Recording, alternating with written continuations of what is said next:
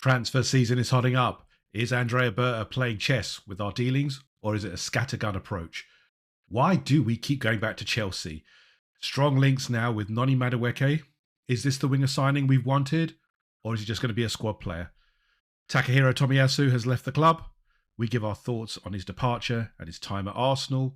All this and more on episode 5 of Red Lines and Half Spaces.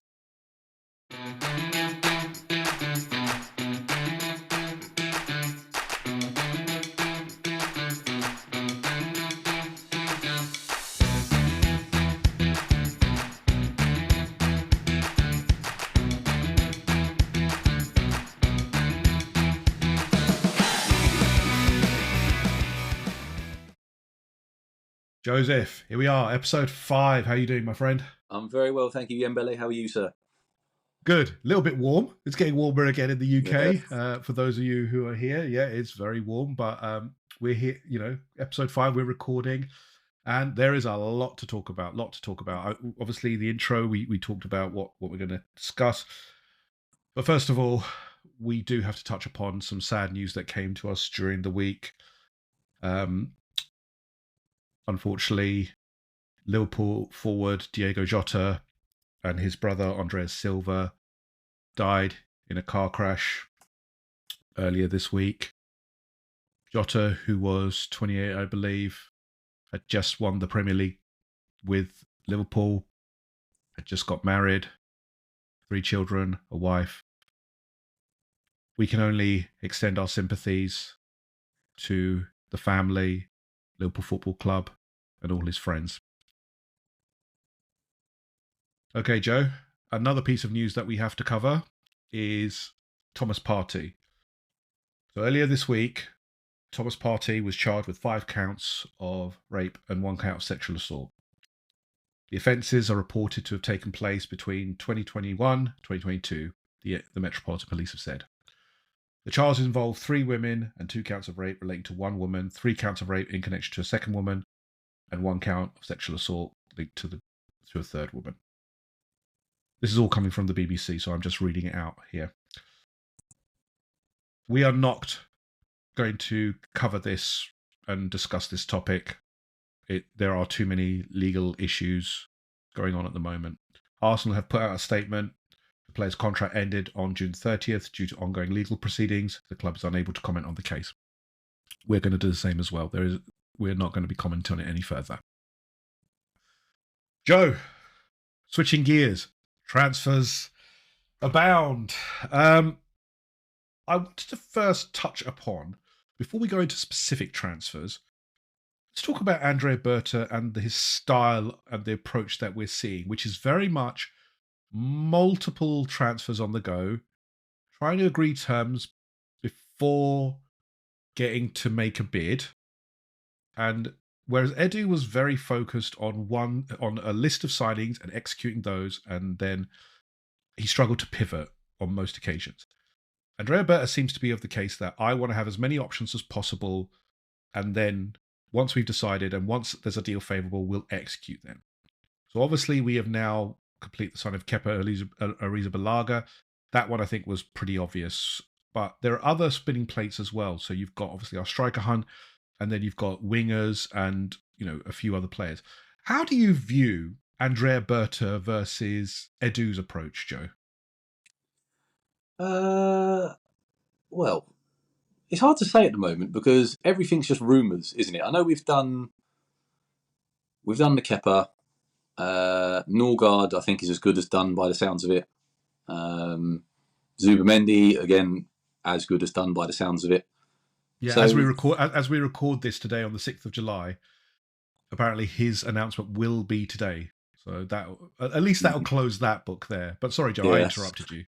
That's fine. Yeah. One less signing that we can talk about, which would be nice. One will actually get over the line eventually at some point. But it's difficult, mate, because there's just so much access to information these days, isn't there, for us fans? Like, you've got so many sources, you've got so many Twitter journalists, so many ITKs in inverted commas on Twitter. Everyone's got news, everyone's got an angle, because everyone wants to be the person that breaks that news. So it's difficult because we're in a position now where we have access to so much information. It's hard to know what's accurate, what's not accurate. Whereas before, back in the glory days of teletext, you'd go on there and everything was factual. Do you know what I mean? Like, you just took it, you knew what it meant. Wow, we're showing our age now. Teletext. Yeah, sorry, people. for those of you who aren't aware, teletext was the origins of information. Nice little, on the TV, hit the teletext button, keep your eye on the score through there. You just had to watch a screen as it scrolled through all the Premier League scores. You get your breaking news headlines on there. Oh, simpler times. Simpler times. It definitely was. Your IT, there was no ITKs around, but no, but that's the thing, isn't it, mate? It's just so sorry to go back to your original question. I think, in one instance, I like the strategy because I think it's good to be able to have different options. If something goes south, then okay, we can move off in this direction and we'll concentrate on that. But if you flip it on its head and look at it from the other side, if you're one of the other players, teams, representatives who you're negotiating with, I can imagine you getting pretty, well, feeling very uneasy about it because you don't really know where you stand. And you think, do you actually want to sign me, or are you just using me to get someone else? And I can see that winding people up. So it's hard to tell. I think we'll only truly be able to judge his approach when the window closes and we look back and we see what we've actually done. No, that's a fair approach. And to just, obviously you talked about the players and will they get uneasy. The other point is obviously that for the clubs, they could look at it and say, oh, well, they're going to go for player A. We better lower our player B demands by this much. So it could play out in terms of it works well. Again, as you said, the only way we're going to judge this is by the end of the window. We will have our players. Are we going to be happy with them, or are we going to say, look, you came in with plan 1, 2, 3, and 4, and you've only executed 4, 5, and 6. I think it's a fair comment to say, look, we have to judge him by the end of the window. So yeah, I'm sure we'll go into the rooms, won't we? But I think if you look at it if you compare who he was linked with at the start of the window and sort of the players who we're now being linked with, these players weren't ever mentioned at the start. So it makes you wonder what's good. Like I said, you've got so much information, it's hard to know what is exactly going on. So I think come the end of the window, that will be when we can make a fairer assessment on it. Until then, it's really guesswork, isn't it? Yeah, it is. Okay, why don't we look at some of them? We're going to focus as well on the rumours about Noni Madueke in a separate section, because again, this one has come recently and there is obviously a link to Chelsea. But let's touch upon the players that we know are in play at the moment. As you said, Kepa Arrizabalaga has already signed. That one is done and was announced earlier this week. Martin Zubimendi should be done today. We also expect Christian Norgard has completed his medical, and I believe the announcement will probably be this week at some point. So those three are pretty much through the door. We then have the rumours around, let's talk about Eberezer Eche, because this one is very interesting because, as you said, Joe, just a few minutes ago, this is a player that was not on the list when we started our transfer window, as in most Arsenal fans didn't have him on his list. But there is a certain amount of clamour for him to join the club because obviously he is a very good player, creative, unpredictable. And then you are talking about a former Arsenal player who is, by all accounts, desperate to rejoin the club. How have you viewed the rumours, Joe? How do you feel about this potential signing? He's quoted, the release clause is around 68 million. Crystal Palace are happy to accept instalments. I think, for me personally, that's a little bit high in terms of prices. But Joe, obviously, what are your thoughts on Eberechi Eze? So when this one first came out, I was a bit underwhelmed by it. I was a bit like, do we need him? Not sure. Is he the right fit for us? Not sure. But the more I've kind of looked at it and looked into him and listened to other various podcasts discussing it and listening to sort of the different opinions of different people, the more it's grown on me. And I think it helped when David Ornstein dropped one of his Orn bombs and said that we was looking at Eze as well as a winger and a striker. I think if Eze was being brought in just predominantly as a left winger, I think I would still be slightly concerned about that. But if what is being discussed is true, and that is that he's being brought in in addition to those two positions, then I'm all for it, because last season you saw with Martin Odegaard, once he was out of the team, even when he was in the team, when he was performing poorly, we had nothing about us creatively.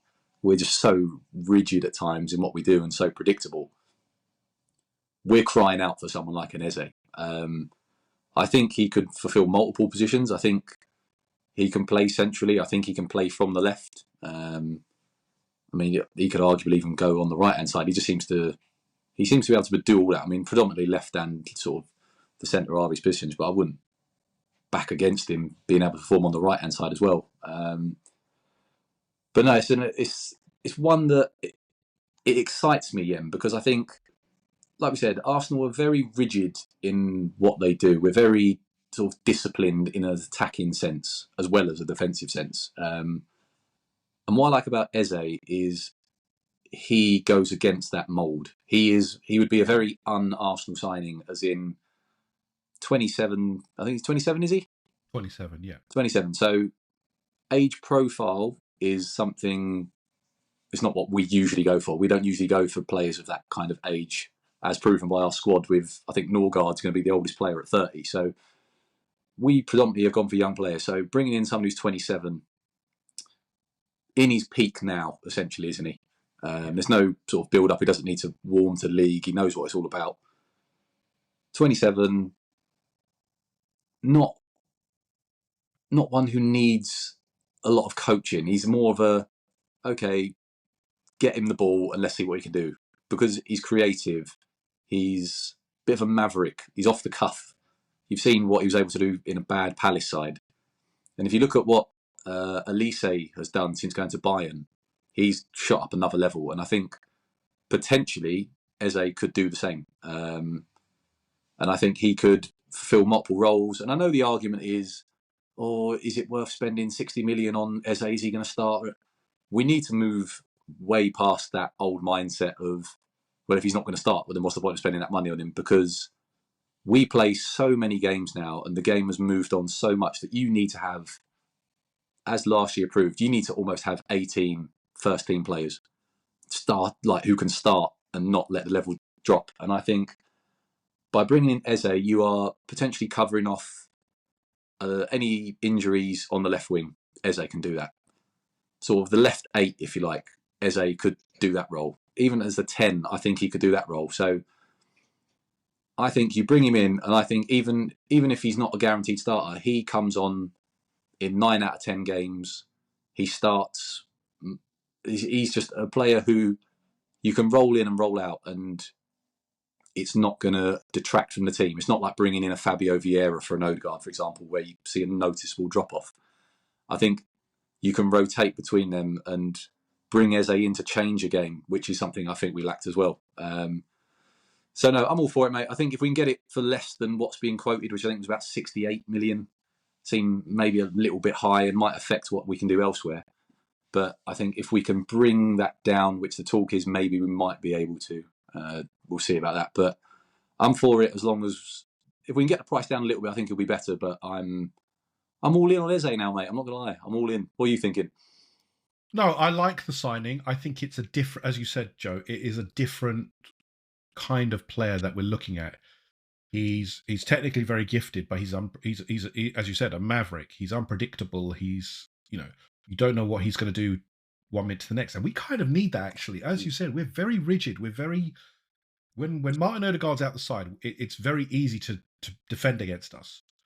But if we have an Eze who changes how we play, and also as well, if we, in concert with a few more signings, it changes how we can approach a game. It also changes how we, stand up our team, in that we can do something a little bit different per game. So if you're playing, for example, one of the lesser teams, no disrespect, but you would put Eze and Erdegaard in to really push the creative, the attacking sense and go with that, because you know that you can play your 6 and then you're not going to be pressed upon as much.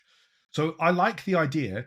As you said, the only concern I have with this is the fee, because 68 million to me on a 27-year-old, realistically, there's not going to be much resale value, because you'd hope he'd stay long, and then that takes him over 30 and you're you're kind of getting into that area of, well, it's not going to sell as much. So if we can get it circa around 40 to 50 million, I would be all in on that. But 68 million, I think, is a little bit too high. It could get to that with bonuses, etc., which I don't mind, because then you're playing on performance. And then if he does really well, then you can't argue with that.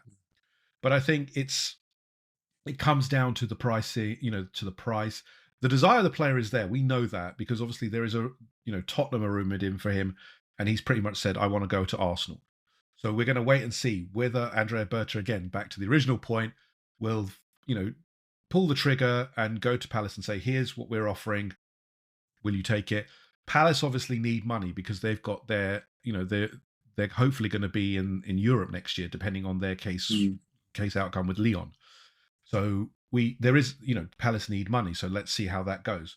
Yeah, the thing as well, I think if you look at, obviously we talk about how right-hand side dominant we are with all our sort of, the majority of our play comes down there through the White or Timber, whoever it might be, Saka, Odegaard.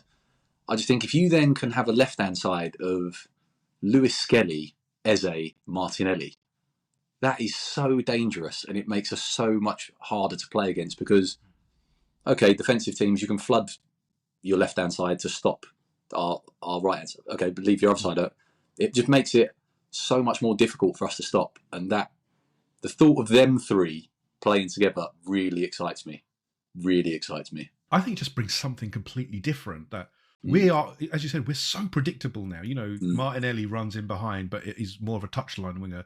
Saka is Saka. He will always be creative, but if you set up correctly, then you can nullify it with a good left back. Martin Odegaard, I hope, will come through, but also as well, he has been shown that against a low block, he struggles against, to create something effective. So I'm all for it. As I said, I think we're both in on it. I think it is just, we agree the price needs to be right for this one to go through, but we definitely need more creativity and more unpredictableness about us. I want to touch on a few more players before we obviously move on. Striker hunt. This one keeps rumbling on. Is it Gyökeres? One day it's Gyökeres, one day it's Sesko. Gyökeres, Sesko, or Watkins. Gyökeres, Sesko, Watkins. Latest we know, it seems like it's leaning more towards Victor Gyökeres, purely based on financials. RB Leipzig seem to be holding on their price.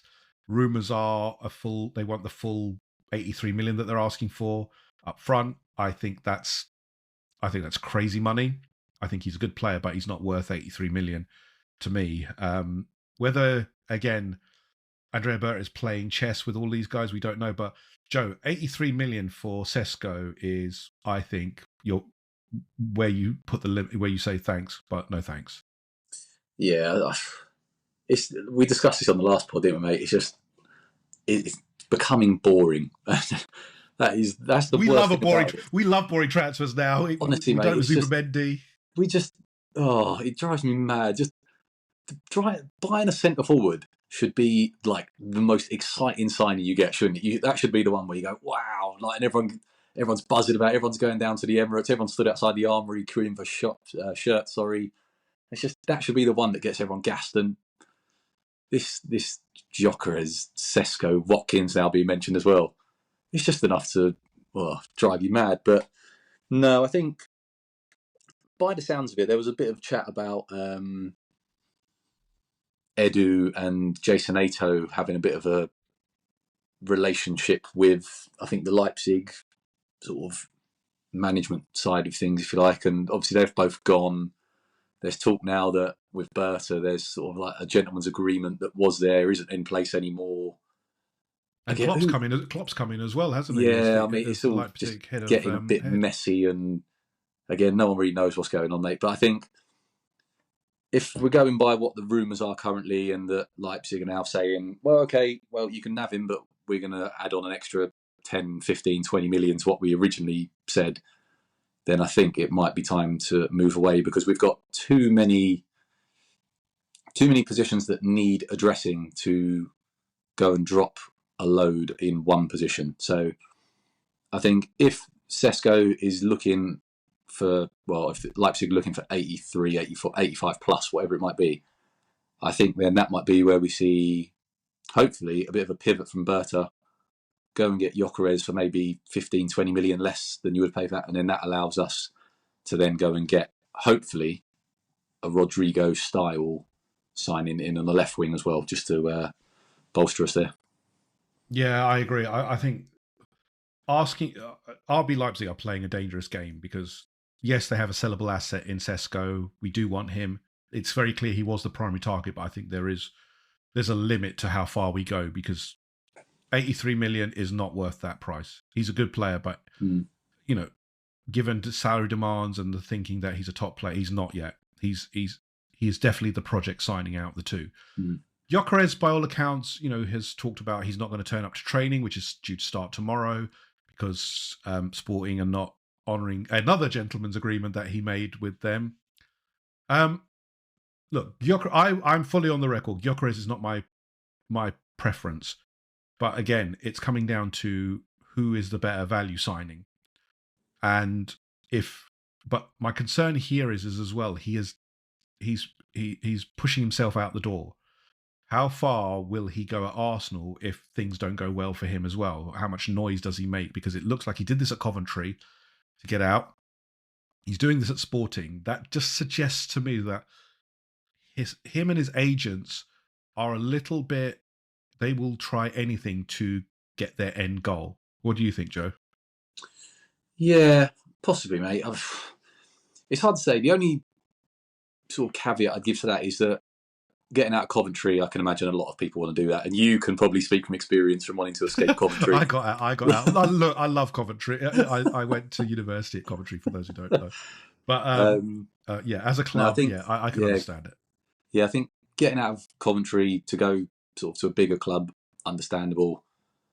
Then at Sporting Lisbon, Arsenal come knocking, you think, Premier League, Champions League. Yeah, I want some of that. So I can see why you'd want to move away from there. I mean, unless if he came to us and sort of, I could see him doing that again if a Barcelona came in, someone of that kind of ilk. But I mean, that's a long way down the line at this stage. If he came in, scored a hatful of goals, we won a Premier League title, then do you know what? You've done your job. And if he wants to force a move out, he can go. We've got a Premier League title.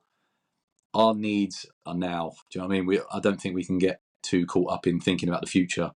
Like we've discussed it on, I think, every podcast we've done, mate. It's win now for Arsenal. And if we need to get him in, if he gives us 2 or 3 good seasons and we get 1, maybe 2 Premier Leagues in that time, then yeah, he can do what you want. I'm desperate for titles, Jim. That's all I'm interested in now. That's it.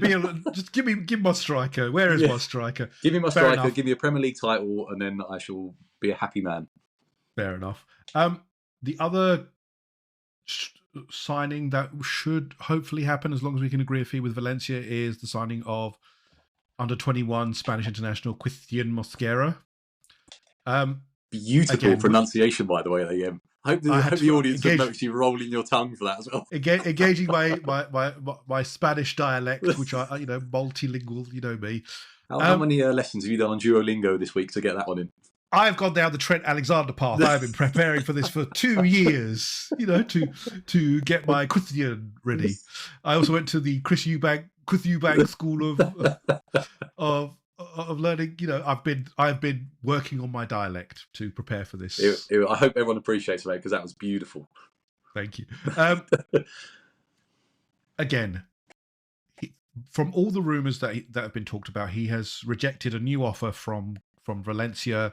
He said it's only Arsenal, and now we're down to agreeing a contract, not the contract, the terms to hopefully get this done. Joe, this one, and we're going to come to this later on, is probably a signing in response to the departure of Takehiro Tomiyasu, someone who can play across the back line, primarily right-footed, but has played left back, has got the athletic build to play right back and left back as well. This one, I think, is, from all accounts, if we're looking at about 15, 20 million euros, good signing, young, adds just something different to the back line, doesn't it, Joe? Yeah, all for it. I think it's been widely acknowledged that we need another sort of player on that right-hand side who can give Saliba a bit of a break. currently we're stacked on the left-hand side of the defence. Obviously, there's talk that Zinchenko might go, Kivior might go. If that happens, that obviously changes things. But I think we are one short on the right-hand side. And for 15, 20 million, young Spanish player, seems like he's done quite well in some of the bigger games for Valencia against the likes of Real Madrid and people like that. He seems to have performed quite well. So no, it's a positive step, and I think it's addressing a position again that is needed, whilst hopefully not affecting the bigger sort of transfers we want to make with any luck. Fair enough. The other one, obviously, is one of the big ones of the summer, which is Rodrigo from Real Madrid. He has not started a game at the Club World Cup. This one just feels like, look, Real Madrid have pretty much given the signal. Xabi Alonso has given the signal, I don't want to keep you. You're not going to start for me. It is now, I feel, for Rodrigo to say, I want out, and then for Arsenal to put together an appropriate package, because it's clear he is a big target for us. But I think as well, this one probably run on till the end of the window, because the finances involved. We're buying other players. It all depends on how much money we have free, who we've sold, etc. But I still am big on this one. I still think it's a very good signing if we can get it over the line. It kind of creates a new layer of unpredictability for us, adds another goal scorer, a proven commodity. I get the fee involved and the wages are very high, but you're talking about a top-notch player here. And I just think if the chance is there to get a Rodrigo signing over the line, as long as the finances are correct, and I'm sure Berta, Arteta have done all the due diligence, then this one just is a no-brainer for me. Joe, what do you think? Let me throw this at you, Do you still take Rodrigo if it means selling Martinelli? No, Trossard for me is the one that I would sell, because I think Martinelli still has so much to give. I think he's such a good player. I just think, again, that wasn't the option, yeah. Oh God! Do you sign Rodrigo if it means selling Martinelli? What are you doing to me? Why do you do this to me? Oh, I'll tell you what. While you think, I'll do a little. I'll feel while you have a little meltdown over there. But I think, yeah, Rodrigo he's a player who comes in, and again, level raiser, isn't he? Really, totally agree with you that he comes in and takes the starting berth from Trossard, Martinelli, whoever it is, whoever's left there. I think Rodrigo comes in, and again, then if you look at that, if you're bringing in Rodrigo and Eze, my God, that is a feast. That is seeing as we're doing on a Sunday, that is a Sunday roast of epic proportion signing. But I've rambled. Back to you, Yem. What is your take? Because I think 90% of Arsenal fans would agree that Trossard would be the one who you'd want to go. And interestingly, I did see a few links for Trossard to Saudi before we just started this. I didn't read into it. And Turkey as well. But he's got a few links away. So the dream, obviously, is Trossard goes out for a fair amount of money. Rodrigo comes in, your left-hand side, you then look at your options of Rodrigo, Martinelli, Eze. Game changer. But do you sell Martinelli if it means getting Rodrigo? Oh God! Right, yeah, I have thought about this in the 30 seconds that I had between you. If the money is right, I would not undersell him. So the quoted price. I know there was some rumours around Saudi Al Nasser asking for him, and they were offering like 83 million. That's too low for me. If you're talking about Saudi money, I'll be looking at 100 plus, because it's been proven. They will spend silly money. He's young. He is a good player. Look, he's had a few seasons where he's struggled to find himself back, but you can't deny the talent is there. He's got everything. I think we don't play to his strengths necessarily, but even then, he's still a very good touchline winger. So I would, but at the correct price. If it was like 70 odd million, no. So that's, I know that's not a yes or no, but it's the best I could do, because the money's got to be right for I love Gabby. I think he's such a good player. He loves the club. All Arsenal fans can see the talent there. He's got everything that the Liverpool game showed. If you play him correctly and let him run in behind, he will get you goals. And he will We just need to expose. unlock him more regularly, don't we? That's all we need to do. We need to, like when Jesus was obviously banging form, is Yeah. when Martinelli was his best. So that shows that if we play the right way, then Martinelli is such a dangerous weapon. And hopefully the likes of an Eze coming in, maybe even a Gyökeres. I know he's not the ideal option, but the way he can link up as well, that might just, Martinelli running beyond Gyökeres, dropping in, that could really, it could work, yeah, and we could see Martinelli return to, or even go beyond the form of a couple of seasons ago when he got, was it 15 goals in the Premier League that year? Exactly. He's got a good goal sniffing ability. We know that he can finish a ball. He's also lightning quick. He's not as fast as he was. Injuries have slightly diminished that. The searing pace, but he's still a quick player. If you play him correctly, as you just said, it can change how we, go into games. So yeah, if the money's right, I would sell.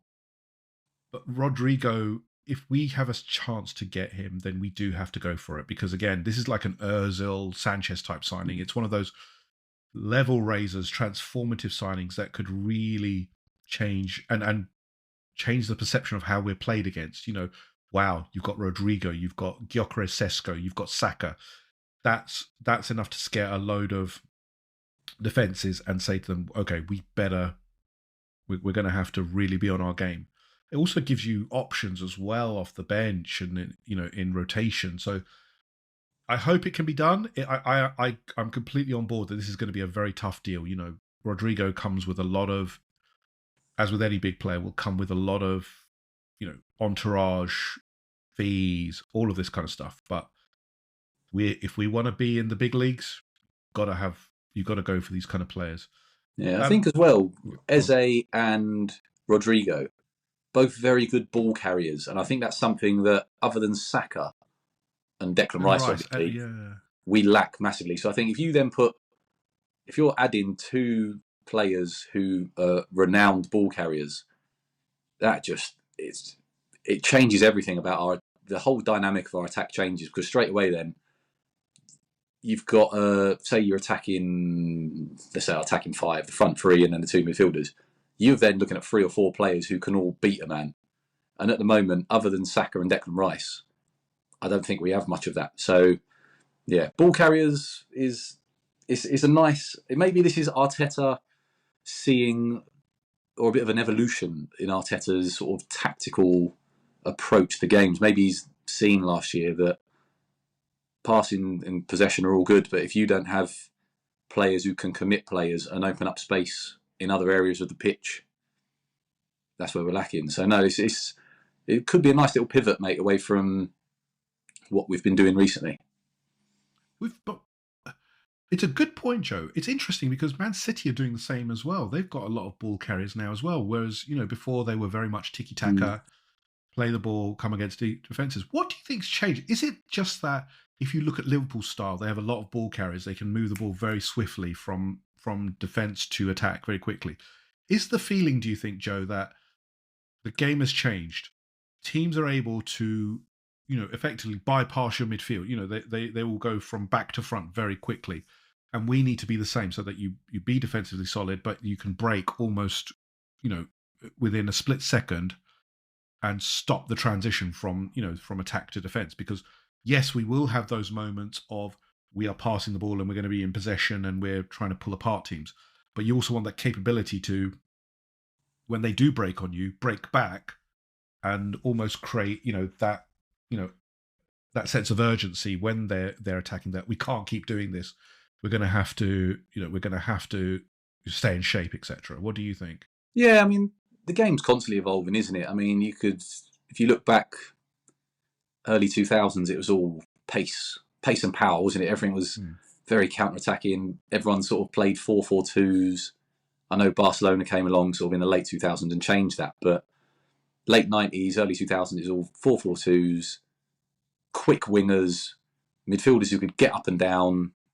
Everyone sort of counter-attacked each other, and then we moved into the Barcelona model of the tiki-taka, and everyone then went into sort of replicating that style, or trying to anyway replicate that style of football.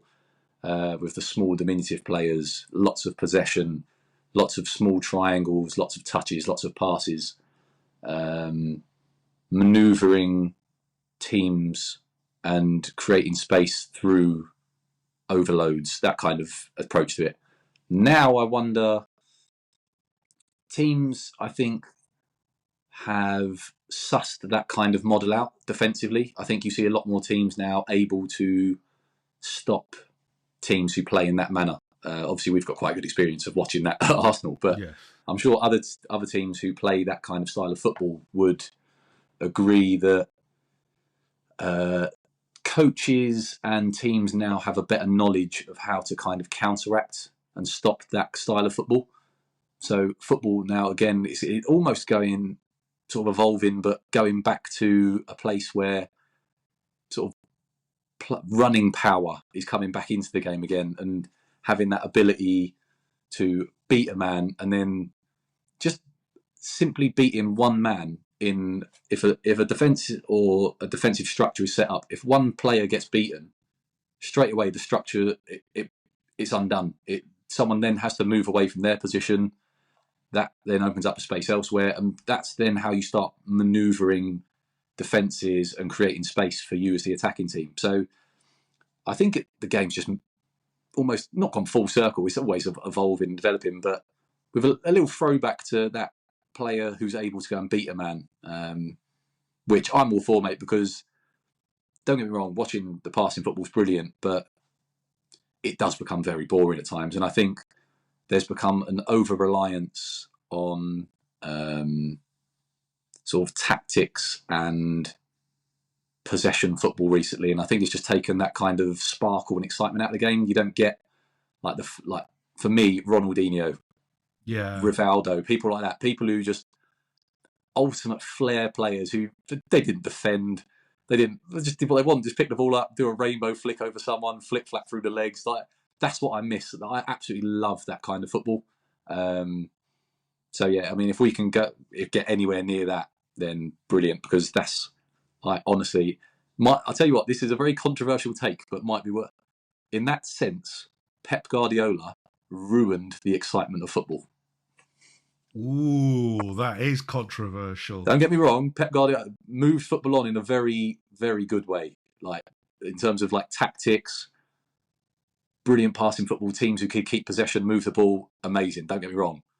But I think that he killed football in terms of like the flair player.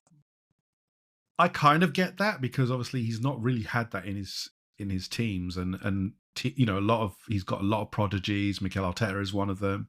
Maresca is one. You know, flair. Yeah, I do agree. The flair player has become very much a minority in top teams. I think in the lower teams, like a Crystal Palace, the flair player is definitely the standout star, and it was shown with Jack Grealish. Actually, Jack Grealish at Villa was the standout, and then obviously went to Man City, and yeah, it looks like his career is now in tatters.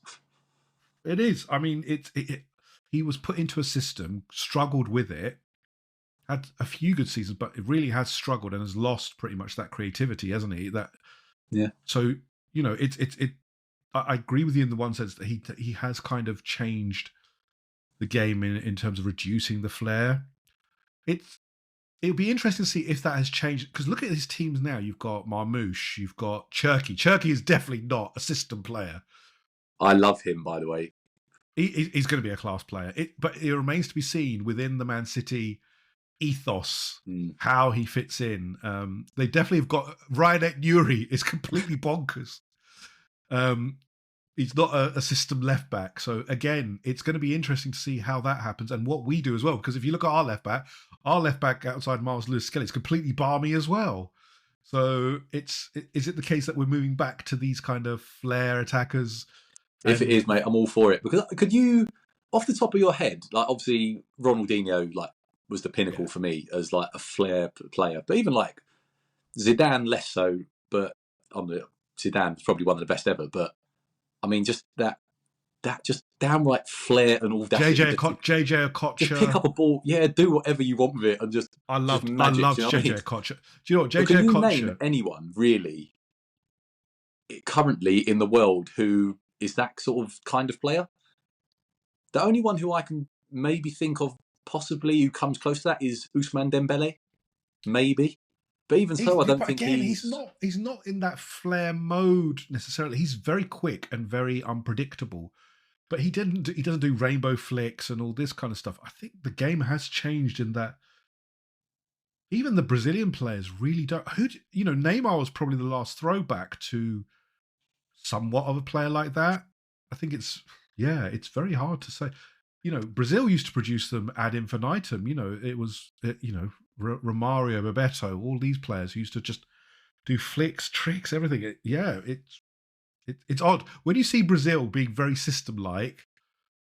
It's wrong. It is wrong. It is very wrong. It's not right.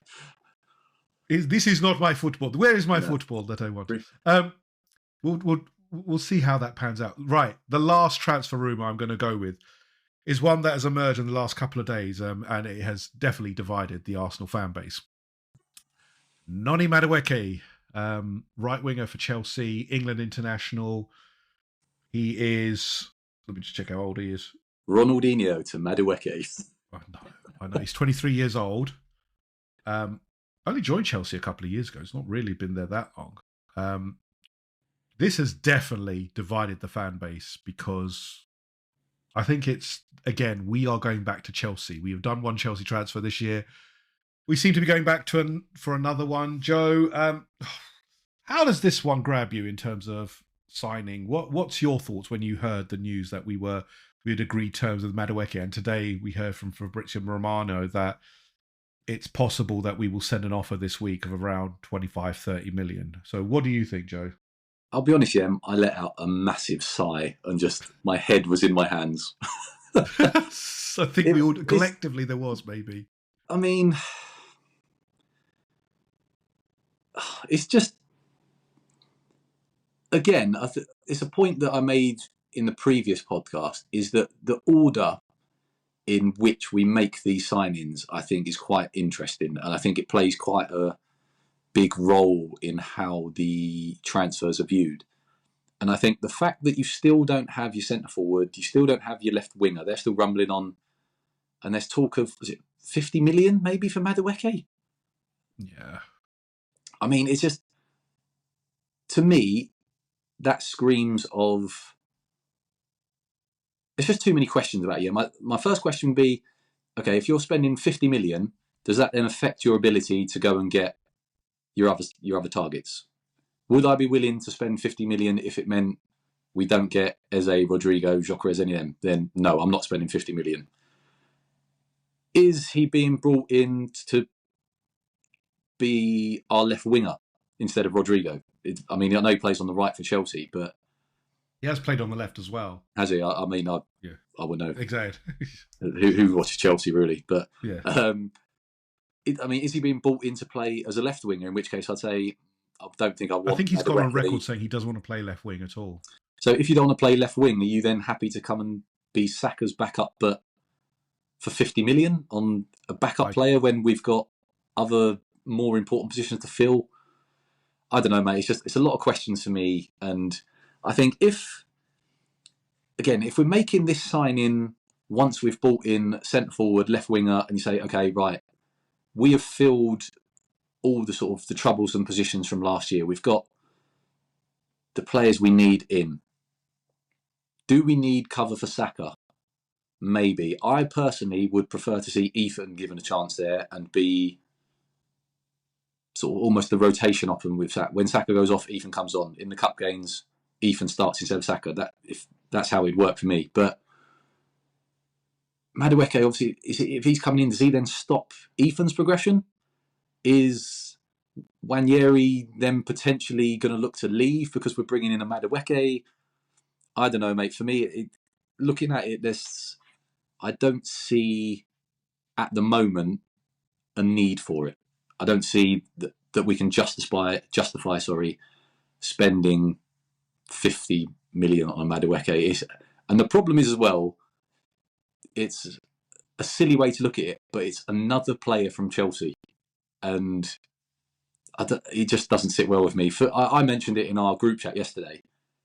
This, for me, if the Wanyeri went out and Madueke came in, this would be the Gallas and Ashley Cole situation, part 2. And we've been there, we've done that, we've still got the battle scars. Birmingham away still is a horrible, horrible image that sits in my head, and I don't want any part of it. Yeah, I'll be honest as well. This one doesn't float my boat either. I get he's a decent player. He is not worth 50 million in my eyes. I just can't see the value add in that for 50 million when he's primarily a right winger. You've got one of the best in the world there already. If it was the reserve option at a lower price, I'm all for that. I'm fine with that. Look, I'll take it. But again, I want my primary signings in, my striker, my left winger. This one, just all the optics of this just seem wrong right now. It's a lot of money. He's a decent player. His stats are not bad. He's got a decent return. If you look at him, last year, it was okay. It wasn't too bad. In the Premier League so far, he's had 67 games, 13 goals, 7 assists. That's not a bad return. My problem is 50 million is not what I would pay in any way, shape, or form. And I don't think Chelsea will go any lower. We're also funding Chelsea's criminality spending. It doesn't sit well with me. But again, I have to put some trust into Berta and Arteta that they know what they're doing. They believe, he did it with Havertz in that he brought Havertz in, and Havertz has gone up a level from where he was at Chelsea. That's clear. He could do it with Noni Madueke. That's possible. I just think the optics of a £50 million move, just the fan base, I don't think will be particularly happy with it unless it's like the last signing and you get a Rodrigo and a Sesko, etc., those kind of players, and get those done. It just, yeah, I've seen the fan base are generally not particularly high on this one, but no, I think like we said, mate, if you bring him in, like you said, once your primary targets are in, we've needed a striker for God knows how long. We've needed a left winger option for God knows how long. Once you bring them players in, do what you want. I mean, if you want to go and spend that money on a Madueke, then so be it. But I think you've got to understand, certainly the club have got to understand, that the fan base, we've been clamouring for strikers. We've been clamouring for a left wing option to take us to another level. The big worry for me is that you spend 50 million, that is a huge chunk of money, which then I think prevents you from getting those players. And I think that's probably the biggest concern for me, is that if we move for Madueke, that to me then stinks of no Rodrigo, no Eze. And then you're looking at a transfer window where you've brought Madueke in. And I think there'll be uproar if that's the case. We get a centre forward, but I think if you get a centre forward and Madueke, then I think, considering who we have been linked with, I think there could be some very angry voices within the fan base. Yeah, fair enough. All right, we'll wait to see what happens with Noni Madueke if we put an offer in, and if it does, then we'll talk about it further in a further podcast. But we'll with any luck, this will be the last time we mention it. That's my hope. I'm very sceptical. This feels like this one might happen because it's got that feeling around it. Right, let's shift gears away from transfers. We're going to talk about the departure of Takehiro Tomiyasu, who has left the club by mutual consent earlier this week. So Tomiyasu, who came to us from Bologna in the summer of 2021, came in for around about 18 million, which is a pretty good deal. Played across the defence, had some really good games, but unfortunately was curtailed by injuries and has now left the club. This one is a really sad one because I think the Arsenal fan base can acknowledge this was a really good player who gave his all when he played for the club. But as I said earlier on, the Latte Firm Friday Night Lounge with FK and Wayne, you also have to mind the player and his mental state. We always assume players are robots and they should be ready to go at a moment's notice. They should be doing this, but it's not the case. They're human beings. They're fallible. They all have issues that they need to deal with. And Tomiyasu's had quite a few issues. He was playing in a country far away from his home. His mother had passed in the last couple of years. He'd had 2 horrendous injuries, recovering alone. It's hard.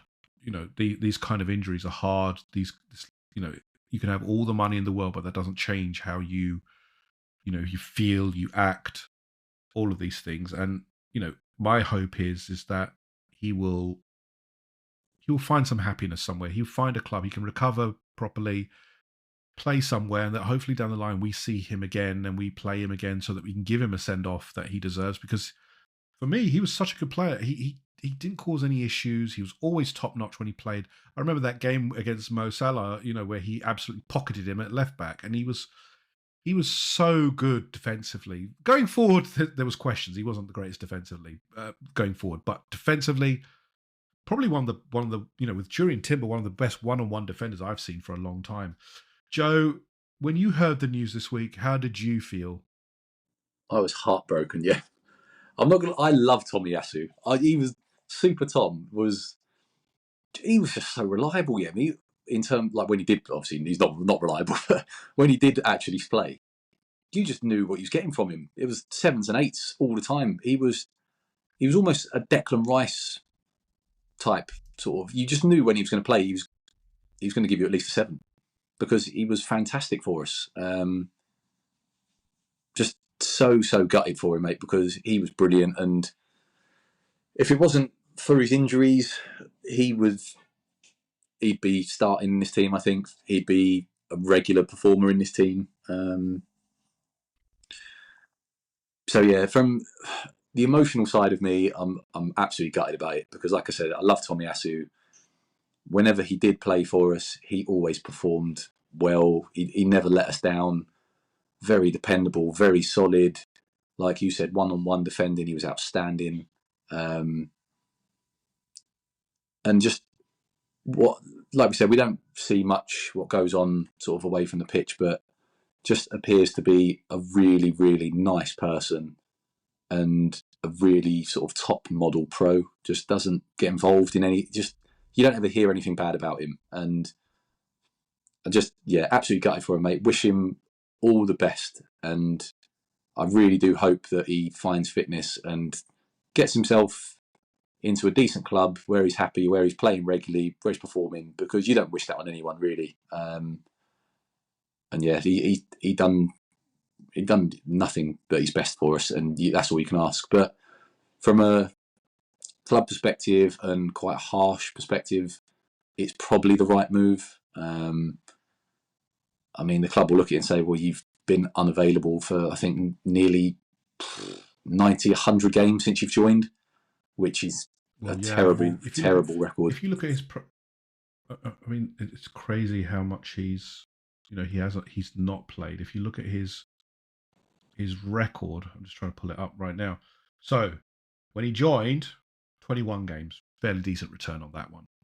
Second, in 21-22, he played 21 games again, not too bad.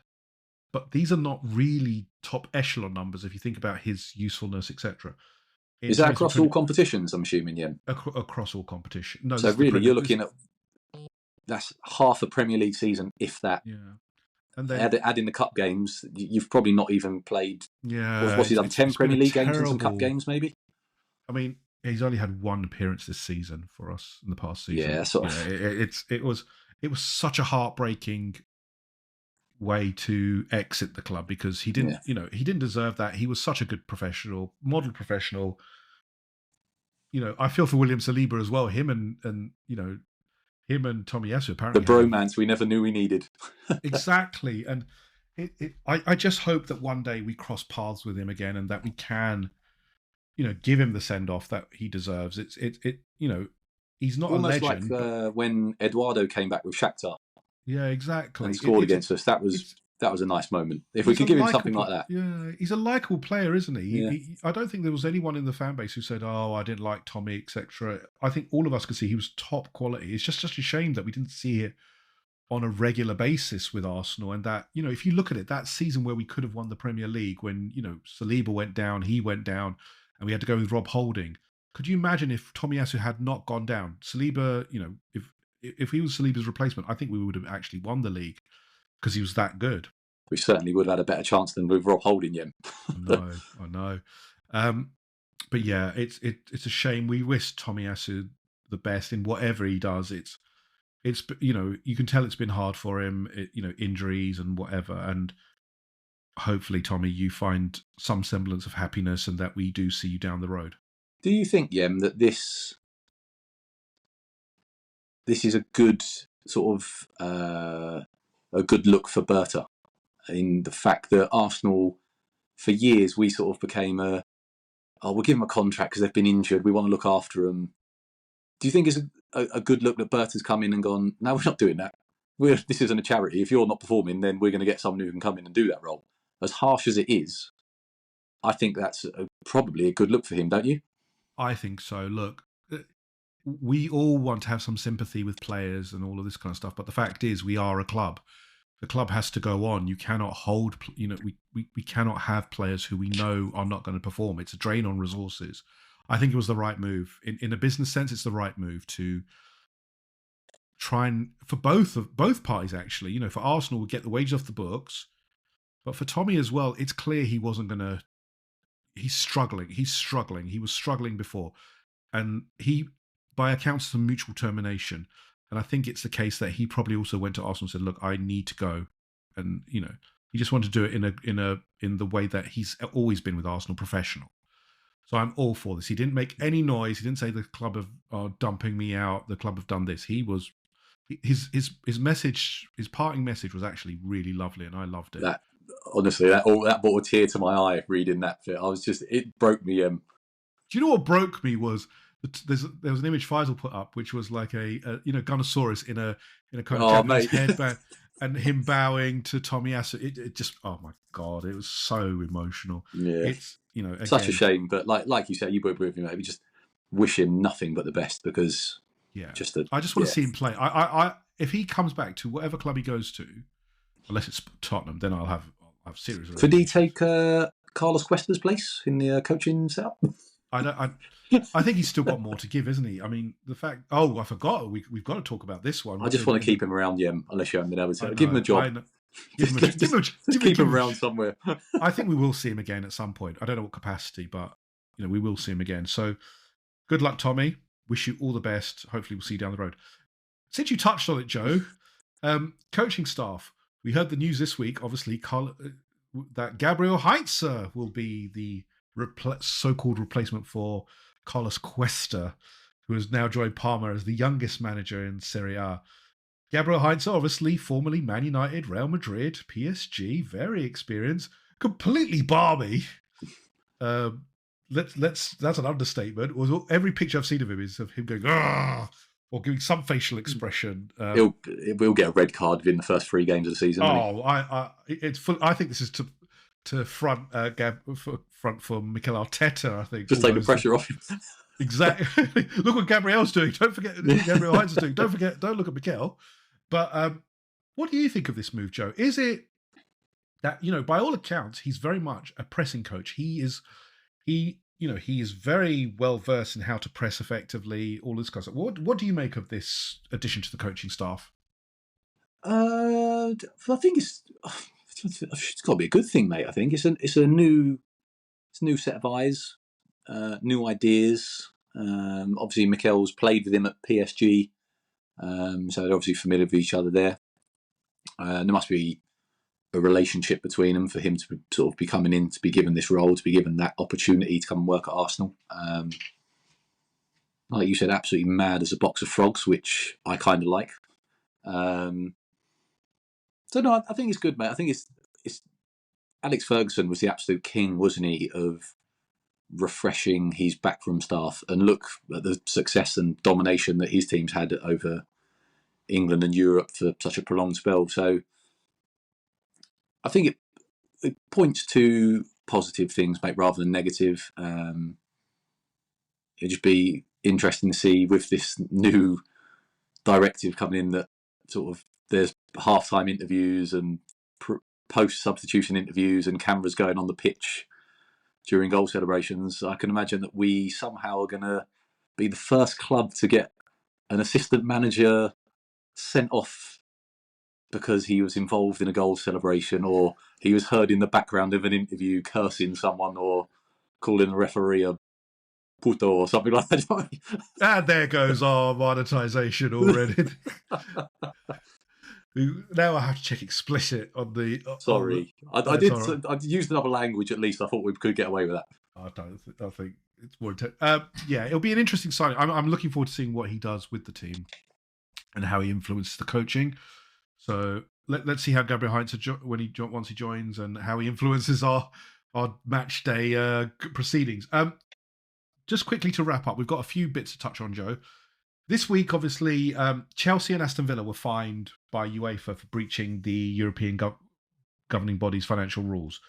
So Chelsea have been fined 31 million euros, 26.7 million, and could be fined a further 60 million euros, which is a large number if they do not comply with the rules in the next 4 years. Villa have been fined 11 million euros, with a further 15 million suspended, conditional upon compliance within the 3-year period. So this relates to their earnings and having a squad ratio cost well above the proportion that UEFA has set out, which is above 80%. So obviously Chelsea are back in the Champions League and they've been found to be breaching this, which is pretty obvious. I think this one was as obvious as it gets. And then obviously Aston Villa and Chelsea have sold structures and pieces of their business to themselves, which is honestly shady, but it's within the rules of the game, because the loophole that was voted to be closed did not pass. So it is one of these rules now. Joe, how do you view this? And in relation to Arsenal, that we have been, for me on the outside, the goody two shoes, as in we will not do this, we will not do that, we will play by the rules and we will abide. But it's got us nowhere, in my opinion. I've said this on multiple occasions. We have got nowhere by following the rules and being nice. Chelsea have won trophies. Aston Villa got to the Champions League. You know, there are other clubs doing, Man City are, potentially the biggest, ones who have been executing a fraudulent strategy. How do you view this news, what Chelsea and these other clubs have been doing, and how it relates to Arsenal? I think the same as you, Yem. I think it just makes you sick, really, doesn't it? Because you think you're trying to do things the right way, but then Sky Sports News, breaking news, Yem, if you want to have a quick look at that. We're bringing the breaking news to the viewers again. Zubimendi signs for Arsenal. And the just confirmed on Sky Sports, which I'm assuming on Arsenal.com. It must have all been released. Video. Look at this. It's a cold video. It's a cold video. Breaking news. I know. So whilst GM is just gathering intel on that, I'll finish with this Chelsea and Villa debacle. I've got to go enjoy myself for a while. Wow, the video is really, it's like he's got a drum theme behind it. I advise people to go, people will be watching it. I'll be watching it as soon as we finish this. But yeah, I think in terms of the Chelsea Villa stuff, mate, it's just a bit demoralising, because you try and do things the right way, but then clubs have got so much money, you can pay the very best people in the world to find loopholes, to find angles and ways of getting around rules and all that sort of stuff. And it's all just very murky these days, isn't it? The whole FFP thing, and the rules around it and all that. So it's just rubbish, mate, to be honest. I think until FFP is actually managed and sort of looked at properly, clubs are going to keep finding ways around it. You can fine Chelsea whatever you want, but essentially if they get a £75 million fine, they'll probably just sell a stand to themselves or to their parent company, whatever it might be, and they'll get around it that way. And teams will keep finding ways around it, Yen, because they've got so much money. They can pay the best people in the world to find the ways around it. And yeah, I think I do like that we try to do things the right way, but I think we also need to be mindful that if we continue down this path, potentially if other teams start playing dirty, if you like, call it that, then potentially we're going to get left behind again. So it's something that we may need to look at long term. Do you think we will, though? No. Naive FC will be going. We don't. I find it galling that we don't have the multi-club model, actually. Look, I don't We like used to, it. didn't we? Which I find weird. Didn't we used to have a link with a Belgian? Was it Belgium, Beveren or someone like we that? had, Barnet was one of our clubs. Yeah, It just feels like we don't. Why are we not utilising this? You've got Stan Kroenke, who's one of the richest men in the world. Yet here we are, one of the biggest clubs and we're not down the same route. Look at them. Chelsea blatantly rotate players in and out of Strasbourg for their own, for their own uses, and we do not do any of just sell players for profit without ever them playing them.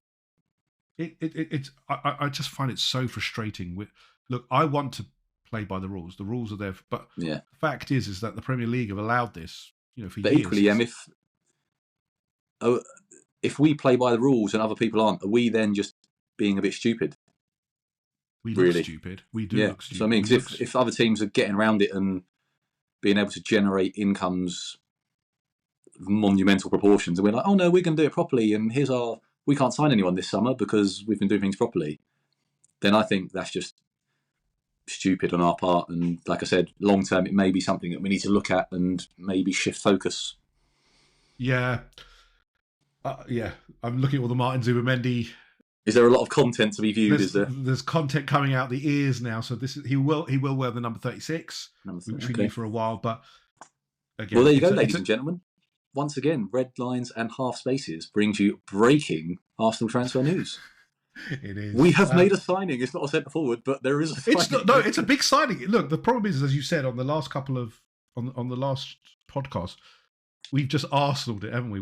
We've put it out for so long, but I'm glad that this one is done. He's a big player. He's going to be a massive player for us. I'm so looking forward to seeing him. I can't wait to see, because preseason starts tomorrow for us. We start our preseason camp. I'm glad he's been announcing that he's going to be joining it, because he's going to be a big part of how we play this season. I can't wait to see him and Declan in the first game together. Yeah, it's going to be. Yeah, we won't go into it too much, because I think we've spent quite a few podcasts talking about him. But like we said before, if this hadn't rumbled on for as many months as it had, and if this had just broken out of the blue, then this would be a very, very exciting signing. So let's not lose sort of track of just how big and how good a signing this is for us. Game changing, take us up a level hopefully, and very excited to see one of the best players in the world in his position joining Arsenal. Fantastic. And on that note, people, on breaking news, we are going to end it there. Joe, thank you as always. I appreciate it. Your time. Thank you everyone who has been listening to us, who have taken the time to listen to our podcast. We do appreciate it. We are hopefully growing, and I hope you're enjoying the content. We're going to come back with another one once we have a few more signings. But again, keep subscribing. Subscribe to us on Spotify, on Amazon, on Apple, and check us out on YouTube. We're also trying to get Facebook up and running, Instagram. There's too many social networks. Never too many socials, Jem. It was a heavy start to the podcast, but we've finished with a great bit of news for everyone. So, we have. Thank you for listening. And we will catch you on the next one. Bye-bye for now.